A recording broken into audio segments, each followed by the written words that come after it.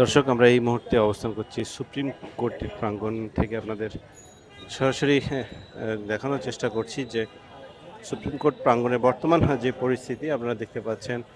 BGB, police সহ গোয়েন্দা সংস্থার লোকেরা কিন্তু এখানে রয়েছে এবং একটু আগেই কিন্তু বিভিন্ন প্রতিষ্ঠানের শিক্ষার্থীরা এসে কিন্তু প্রতিবাদ করে গেছে, অনেকেই কিন্তু গ্রেপ্তারও করেছে আইন শৃঙ্খলাকারী বাহিনীর সদস্যরা। এবং এই মুহূর্তে যে সুপ্রিম কোর্ট প্রাঙ্গণ, সেই সুপ্রিম কোর্ট প্রাঙ্গণ কিন্তু অনেকটা কিন্তু থমথমে অবস্থা কিন্তু বিরাজমান রয়েছে।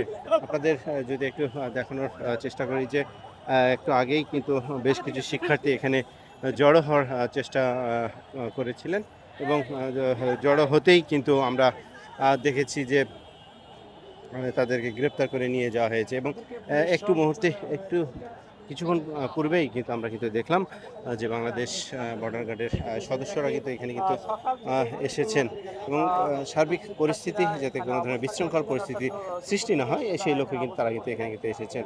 আপনাদের একটু দেখানোর চেষ্টা করি যে সুপ্রিম কোর্টের কিন্তু যে মাজারের গেট রয়েছে, সেই গেটের সম্মুখে কিন্তু আমরা দেখছি আইন শৃঙ্খলাকারী বাহিনীর সদস্যদের উপস্থিতি।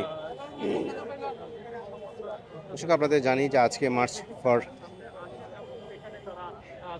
জাস্টিস ফর মার্চ এই স্লোগানে কিন্তু শিক্ষার্থীরা কিন্তু তারা কিন্তু বিক্ষোভ সমাবেশ করার কথা ছিল সুপ্রিম কোর্ট প্রাঙ্গণ এবং জজ কোর্ট প্রাঙ্গণে, কিন্তু পুলিশি বাধায় কিন্তু সেটি তারা করতে পারে নাই। এবং কিছুক্ষণ পূর্বে ঢাকা বিশ্ববিদ্যালয়ের কিছু শিক্ষক কিন্তু এখানে এসেছিলেন প্রতিবাদ জানাতে, কিন্তু তাদের পুলিশি বাধাই কিন্তু তারা কিন্তু করতে পারেনি এবং তাদের সাথে কিছু শিক্ষার্থীও কিন্তু যোগ দিয়েছিলেন।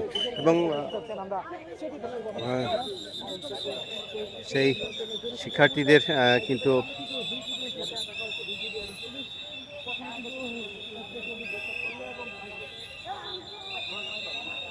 দেখছেন বর্ডার গার্ড বাংলাদেশ বিজিবি সদস্যরা কিন্তু যারা বহিরাগত রয়েছেন তাদেরকে কিন্তু সরিয়ে দেওয়ার কিন্তু চেষ্টা করছেন, এমন চিত্র কিন্তু আমরা কিন্তু দেখতে পাচ্ছি।